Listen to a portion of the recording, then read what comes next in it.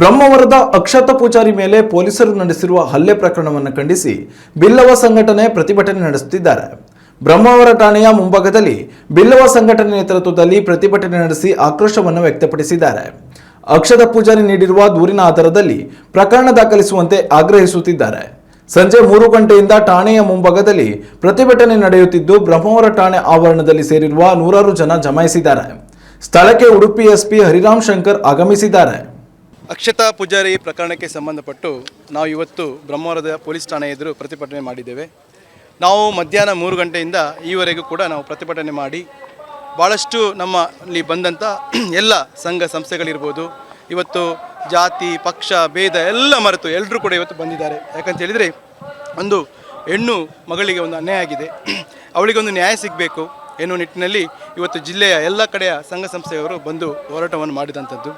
ಭಾಳಷ್ಟು ನಾವು ಹೋರಾಟ ಮಾಡಿದ್ದೇವೆ. ಆದರೆ ಇವತ್ತು ಉಡುಪಿ ಜಿಲ್ಲೆಯ ನಮ್ಮ ಪೊಲೀಸ್ ವರಿಷ್ಠಾಧಿಕಾರಿಯವರು ಕೊನೆಗೆ ನಮ್ಮ ಒಂದು ಹೋರಾಟದ ಅವರಿಗೆ ವಿಚಾರ ಗೊತ್ತಾಗಿ ಮತ್ತು ಆ ಒಂದು ಪ್ರಕರಣಕ್ಕೆ ಸಂಬಂಧಪಟ್ಟು ಅಕ್ಷತಾ ಪೂಜಾರಿ ಏನೊಂದು ಹೇಳಿಕೆ ಕೊಟ್ಟಿದ್ದಾರೆ, ಅದು ಈಗ ಅವರಿಗೆ ಕನ್ವಿನ್ಸ್ ಆಗಿದೆ.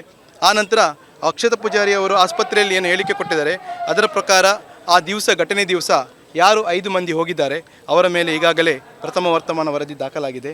ಈಗಾಗಲೇ ಮಾನ್ಯ ಪೊಲೀಸ್ ವರಿಷ್ಠಾಧಿಕಾರಿಯವರು ನಮಗೆ ಹೇಳಿದರು. ಹಾಗೆ ಈಗ ಕೂಡ FIR ಕಾಪಿಯನ್ನು ಕೂಡ ಕೊಡ್ತೇನೆ ಅಂತ ಹೇಳಿದ್ದಾರೆ. ಯಾಕೆಂತ ಹೇಳಿದರೆ, ನಾವು ಇವತ್ತು ಒಂದು ಪೊಲೀಸ್ ವಿರುದ್ಧ ಹೋರಾಟ ಮಾಡಿರ್ಬೋದು, ಆದರೆ ಎಲ್ಲ ಪೊಲೀಸರು ಕೂಡ ಒಳ್ಳೆಯದಿಲ್ಲ ಅಂತ ಹೇಳಿ ಅಲ್ಲ. ಕೆಲವರು ಒಳ್ಳೆಯ ನಿಷ್ಠಾವಂತ ಅಧಿಕಾರಿಗಳು ಇದ್ದಾರೆ. ಆದರೆ ಯಾರೋ ಒಂದು ತಪ್ಪು ಮಾಡಿದ ಇದಕ್ಕಾಗಿ ಯಾರೋ ಒಂದು ಮೇಲಧಿಕಾರಿಯನ್ನು ಬಲಿಪಶು ಮಾಡಲಿಕ್ಕೆ ಆಗೋದಿಲ್ಲ. ಆದರೆ ಇವತ್ತು ಅಲ್ಲಿ ಹೋದಂಥದ್ದು ಏನಿದೆ ಕೂಡ ಅದು ಅಕ್ರಮ, ಅದು ಖಂಡಿತವಾಗಲೂ ನಾವು ಹೇಳ್ತೇವೆ. ಆದ್ದರಿಂದ ಯಾವುದೇ ಮುಂದಿನ ದಿವಸದಲ್ಲಿ ಪೊಲೀಸರು ಕೂಡ ಯಾವುದೇ ಒಂದು ಕರ್ತವ್ಯವನ್ನು ನಿರ್ವಹಿಸುವಾಗ ಕಾನೂನು ರೀತಿಯಲ್ಲಿ ನಿರ್ವಹಿಸಬೇಕು. ಯಾಕಂತ ಹೇಳಿದರೆ, ಒಂದೊಂದು ಸುಳ್ಳು ಕೇಸು ಎಲ್ಲ ಮಾಡುವಂಥದ್ದು ಮಾಡಬಾರ್ದು. ಇವತ್ತು ಜಿಲ್ಲೆಯಲ್ಲಿ ಭಾಳಷ್ಟು ಇಂಥ ಕೇಸುಗಳು ಆಗಿದೆ. ಇವತ್ತು ಅವರೊಂದು FIR ಮಾಡಿದಂಥ ಒಂದು ಕರ್ತವ್ಯಕ್ಕೆ ಅಡ್ಡಿಪಡಿಸಿದ್ದು, ಅದು ಕೂಡ ಒಂದು ಸುಳ್ಳು FIR ಅಂತೇಳಿ ಈಗಾಗಲೇ ಗೊತ್ತಾಗಿದೆ. ಇಂಥದ್ದೆಲ್ಲ ಮಾಡಿಕೊಂಡು ಒಬ್ಬರಿಗೆ ನ್ಯಾಯ ಕೊಡಬೇಕು. ಅದು ನ್ಯಾಯ ಕೇಳಿ ಬಂದವರಿಗೆ ಮುಂದಿನ ದಿವಸ ಅವರದ್ದು ನ್ಯಾಯ ಕೇಳಿದಾಗೆ ಮಾಡುವಂಥ ರೀತಿ ಆಗಬಾರ್ದು. ಏನಂತ ಹೇಳಿದರೆ, ಈಗ ನಮಗೆ ಒಂದು ಜಯ ಸಿಕ್ಕಿದೆ. ಈಗಾಗಲೇ ಅಲ್ಲಿ ಬಂದಂಥ 5 ಮಂದಿಗಳ ವಿರುದ್ಧ FIR ಆಗಿದೆ. ಮುಂದೆ ನಾವು ಏನಂತ ಹೇಳಿದರೆ, ಏನೊಂದು ಅವಳ ಮೇಲೆ ಒಂದು FIR ಆಗಿದೆ, ಅದು ತನಿಖೆ ಆಗಲಿ, ನಮಗೇನು ಬೇಜಾರಿಲ್ಲ. ಯಾಕಂತ ಹೇಳಿದರೆ ಅದು ಸುಳ್ಳು FIR, ಅದರಲ್ಲಿ ನಾವು ಏನು ಕೇಳಲಿಕ್ಕೆ ಹೋಗೋದಿಲ್ಲ. ಪೊಲೀಸರು ಅದನ್ನು ಯಾವ ರೀತಿಯಲ್ಲಿ ತನಿಖೆ ಬೇಕಾದರೆ ಮಾಡಲಿ, ನಮಗೇನು ಹೆದರಿಕೆ ಇಲ್ಲ. ಯಾಕಂತ ಹೇಳಿದರೆ ಅದು ನಮಗೆ ವಿಶ್ವಾಸ ಇದೆ, ಅದರಲ್ಲಿ ಯಾವುದೇ ತಪ್ಪು ಅಕ್ಷತಾ ಪೂಜಾರಿ ಅವರ ಮನೆಯಿಂದ ಆಗಲಿಲ್ಲ. ಆದ್ದರಿಂದ ಇವತ್ತು ಅಕ್ಷತಾ ಪೂಜಾರಿಯ ದೂರು ಏನು ದಾಖಲಾಗಿದೆ ಅದನ್ನು ನಾವು ಮಾತ್ರ ಬಿಡುವುದಿಲ್ಲ. ಅದು ಎಲ್ಲಿವರೆಗೆ ಅದು ಹೋಗ್ತದೆ ಅದನ್ನೆಲ್ಲ ನಾವು ವೀಕ್ಷಣೆ ಮಾಡ್ತೇವೆ. ಪೊಲೀಸ್ ವರಿಷ್ಠಾಧಿಕಾರಿ ಯಾವ ರೀತಿಯಲ್ಲಿ ಅದನ್ನು ತನಿಖೆ ಮಾಡಿಸ್ತಾರೆ ಅಂತ ನೋಡ್ತೇವೆ. ನಾವು ಅಕ್ಷತಾ ಪೂಜಾರಿಗೆ ಅವರಲ್ಲಿ ನಡ್ಕೊಂಡಂಥ ದೌರ್ಜನ್ಯದ ಬಗ್ಗೆ ಮಾತ್ರ ನಾವು ಹೇಳುವಂಥದ್ದು ಬಿಟ್ಟರೆ, ಮತ್ತು ಪೊಲೀಸ್ನವರು ಯಾವ ರೀತಿಯಲ್ಲಿ ಆ ವಾರೆಂಟ್ನ ಬಗ್ಗೆ ಕಾರ್ಯನಿರ್ವಹಿಸ್ತಾರೆ ಅದರ ಬಗ್ಗೆ ನಮ್ಮದು ಯಾವುದೇ ಅಭ್ಯಂತರ ಇಲ್ಲ. ಎಲ್ಲ ಗೊತ್ತಿದೆ, ಅಕ್ಷತಾ ಪೂಜಾರಿಗೆ ಒಂದು ನ್ಯಾಯ ಸಿಗಬೇಕು ಎನ್ನುವ ದೃಷ್ಟಿಯಿಂದ ಬಂದಿದ್ದೇವೆ. ಬಡ ಹೆಣ್ಮಗಳು, ಶಾಲೆ ಕಲಿಯುವಂಥ ವಿದ್ಯಾರ್ಥಿನಿ. ಆದ್ದರಿಂದ ಅವಳಿಗೆ ಎಲ್ಲ ಸಮಸ್ತ ಉಡುಪಿಯ ಬಂಧುಗಳು ಇವತ್ತು ನಮ್ಮ ಜೊತೆ ಸೇರಿದರು.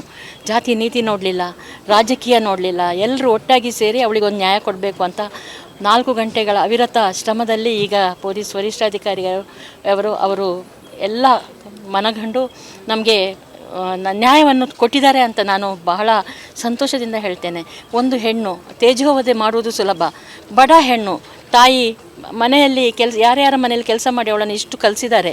ಇವತ್ತಿಗೆ ಅವಳ ಭವಿಷ್ಯ ಹಾಳಾದರೆ ಮುಂದೆ ಏನು ಎನ್ನುವ ಒಂದು ಪ್ರಶ್ನೆ ನಮ್ಮ ಮುಂದೆ ಬಂದಿದೆ. ಒಂದು ತಾಯಿಯಾಗಿ ನಾನು ಅವಳಿಗೆ ಇವತ್ತು ನಾನು ಸಹಾಯ ಮಾಡ್ಕೊಂಡು ಬಂದೆ. ಇವತ್ತು ಎಲ್ಲ ಸಮಸ್ತ ಬಂದಂತಹ ಎಲ್ಲ ಬಂಧುಗಳಿಗೆ ನಾನು ನಮಸ್ಕಾರವನ್ನು ಮಾಡ್ತೇನೆ. ಯಾಕಂದರೆ ಒಂದು ಹೆಣ್ಣಿಗೆ ಅನ್ಯಾಯ ಆದರೆ ತಾವೆಲ್ಲರೂ ಬರ್ತೀರಿ ಎನ್ನುವುದು ಈ ಸಮಯದಲ್ಲಿ ಗೊತ್ತಾಯಿತು. ಇಂತಹ ವ್ಯವಸ್ಥೆ ಇನ್ನು ಆಗಬಾರ್ದು. ನಮ್ಮನ್ನು ರಕ್ಷಣೆ ಮಾಡುವಂತಹ ರಕ್ಷಕರೇ ಹೀಗೆ ಮಾಡಬಾರ್ದು ಎನ್ನುವಂತಹ ಒಂದು ಪಾಠವನ್ನು ಪೊಲೀಸ್ ಅಧಿಕಾರಿಯವರು ವರಿಷ್ಠಾಧಿಕಾರಿಯವರು ಇವತ್ತು ತಿಳಿಸಿದ್ದಾರೆ ಅಂತ ನಾನು ಬಹಳ ಹೆಮ್ಮೆಯಿಂದ ಹೇಳ್ತೇನೆ.